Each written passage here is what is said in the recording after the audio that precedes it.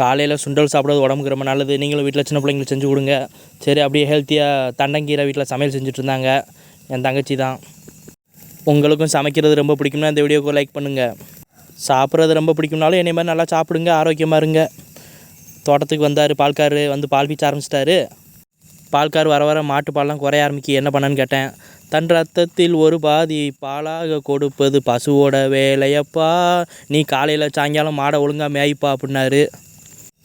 ஆயுள் வளர்க்கும் ஆட்டுப்பாலுங்க, அதெல்லாம் கிராமத்தில் இருக்க எங்களுக்கே கிடைக்கல நண்பா. நீங்கள் ஆரோக்கிய பால் தான் சாப்பிடுவீங்க எனக்கு தெரியும்.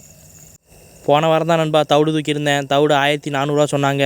இந்த வாரம் போய்க்காக 1480 பால் கொத்துக்கு லிட்டருக்கு இவ்வளோதான்னு நினைக்காங்க. ஆனால் தவிடுக்கு அப்படி விலை கிடையாது, அப்பப்போ ஏறுது குறையுது. உங்கள் ஊரில் தவிடோட ரேட்லாம் எவ்வளோன்னு கமெண்ட் பண்ணுங்கள். கிராம வாழ்க்கை பிடிச்சவங்க மறக்காம சப்ஸ்கிரைப் பண்ணிடுங்க. வாட்ச் பண்ண வைக்கணும். நன்றி பாஸ். வாங்க டீ சாப்பிட்லாம்.